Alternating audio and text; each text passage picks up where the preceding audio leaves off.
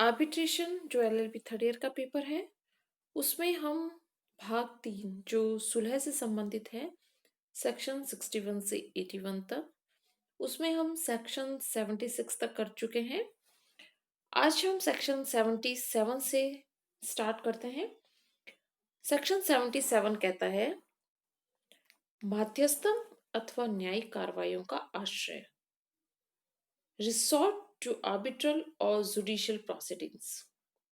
एक बार इस सेक्शन को देखते हैं कि ये सेक्शन क्या कह रहा है कि पक्षकार उस विवाद के संबंध में जो कि सुलह कार्रवाइयों की विषय वस्तु है, सुलह कार्रवाइयों के दौरान किसी माध्यस्थम अथवा न्यायिक कार्रवाई को प्रारंभ नहीं करेगा, सिवाय यह कि पक्षकार माध्यस्थम अथवा न्यायिक कार्रवाइयों का प्रारंभ वहां कर सकेगा जहां उसकी राय में ऐसी कार्रवाइयां उसके अधिकारों के रक्षण के लिए आवश्यक है।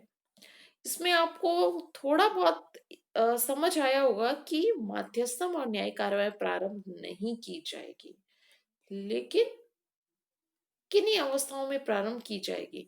हालांकि इसकी लैंग्वेज काफी टफ है और काफी कम समझ आया होगा, लेकिन इसको हम बहुत इजी सब शब्दों में समझते हैं।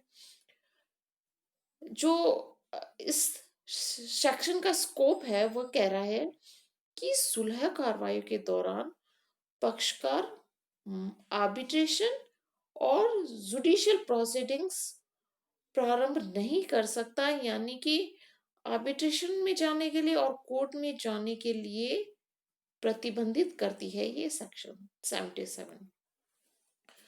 लेकिन साथ ही ये सेक्शन क्या कहती है कि अगर अधिकारों की रक्षा के लिए जरूरी है तो वे आर्बिट्रेशन की कार्रवाई भी प्रारंभ कर सकते हैं और कोर्ट भी जा सकते हैं।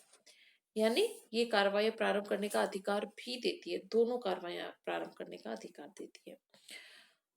तो हम कह सकते हैं कि यह सेक्शन आर्बिट्रेशन और जुडिशियल प्रोसीडिंग्स की पहल पर रोक लगाती है।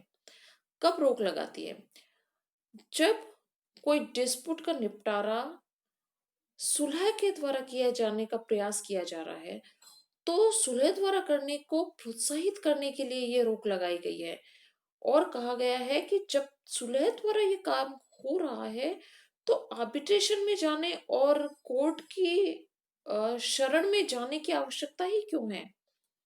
इसलिए जो फर्स्ट पार्ट है इस सेक्शन का, वह पक्षकारों पर प्रतिबंध लगाती है कि विवाद का निपटारा सुलह कार्रवाइयों से चल रहा है तो मध्यस्थम और न्यायिक कार्रवाइयों की सहारा लेने की पहल नहीं करें, यानी आश्रय नहीं लें, कोर्ट का सहारा नहीं लें।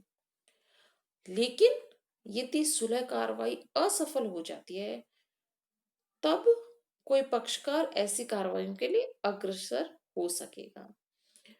जैसा कि ये हेडिंग कहती है कि मध्यस्थम अथवा न्याय कार्रवाइयों का आश्रय, तो ये सेकंड पार्ट कह रहा है कि पक्षकारों को यह अधिकार है कि यदि विवाद की विषय वस्तु से संबंधित किसी अधिकार की रक्षा के लिए अगर जरूरी है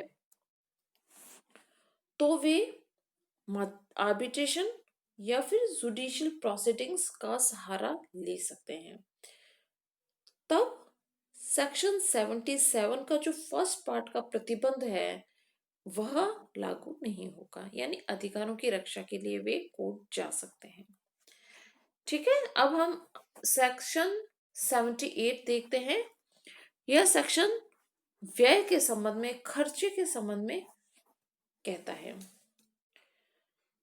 ये सेक्शन खर्चों को डिफाइन भी करता है, क्या परिभाषा है खर्चों में, क्या क्या शामिल है यह भी बताता है, और खर्च को फिक्स कैसे किया जाएगा, उसको तय कैसे किया जाएगा और उसका बंटवारा कैसे किया जाएगा, ये सब ये बता रहा है।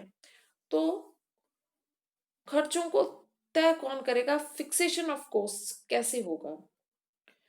तो सुलह कार्रवाइयों की अगर समाप्ति हो जाती है, चाहे वे कार्रवाइयां सफल रही हो या असफल रही हो, यानी सफल यानी कि निपटारा करार हो गया हो, सुलह हो गई हो तो सफल हो गया है, और असफलता द्वारा कार्रवाई समाप्त हो गई है, तो भी तब सुलहकर्ता सुलह के खर्चों को तय करेगा, वह नियत करेगा और पक्षकारों को इसकी लिखित में सूचना भी देगा। यानी कि व्ययों यानी खर्चों को फिक्स कौन करेगा, तय कौन करेगा, सुलहकर्ता। और वह तय करके पक्षकारों को लिखित में सूचना दे देगा।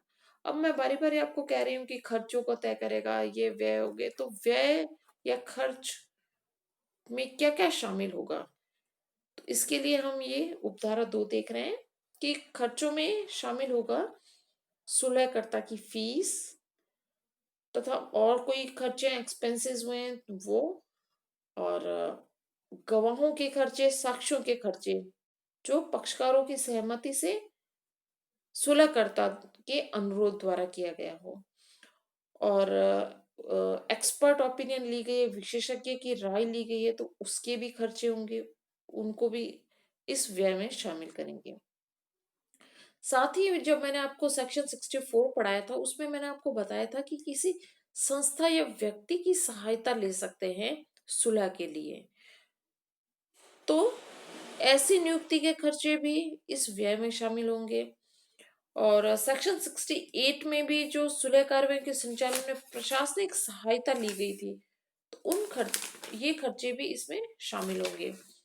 साथ ही हम कहेंगे कि जो सुलह कार्रवाइयों के खर्चे हैं या जो सेटलमेंट एग्रीमेंट था उसको बनाने, उसको तैयार करने के जो भी खर्चे हैं वे सब खर्चे इसमें शामिल होंगे। अब है खर्च तय कर दिया, मतलब खर्चों में क्या क्या आएगा ये फिक्स कर दिया, और खर्चे कितने हुए ये सुलहकर्ता ने तय कर दिया। अब खर्च कौन देगा, तो ये उपधारा कह रही है कि व्ययों को पक्षकारों द्वारा बराबर वहन किया जाएगा जब तक कि निपटारा करार भिन्न प्रभाजन उपबंधित न करता हो। किसी पक्षकार द्वारा उपगत अन्य खर्चे उसी पक्षकार द्वारा वहन किए जाएंगे। इसे समझते हैं कि खर्च को पक्षकार बराबर रूप से बांटेंगे, लेकिन अगर निपटारा करार में कोई और रेशियो में बांटने का एग्रीमेंट है तो उसी रेशियो में ही खर्चों को बांटेंगे, नहीं तो पक्षकार बराबर बांटेंगे। जैसे कि 8,000 का खर्चा हुआ तो 4-4 हजार हर एक पक्षकार वहन करेगा। लेकिन ये है कि यदि कोई पक्षकार अन्य कोई खर्चा करता है तो उस खर्चे को वह पक्षकार स्वयं खुद ही उसको वहन करेगा, ऐसा नहीं है कि कोई और पार्टी वहन करेगी। नेक्स्ट वीडियो में हम सेक्शन 79 डिपॉजिट्स के संबंध में और सेक्शन 80 देखेंगे। Thank you so much.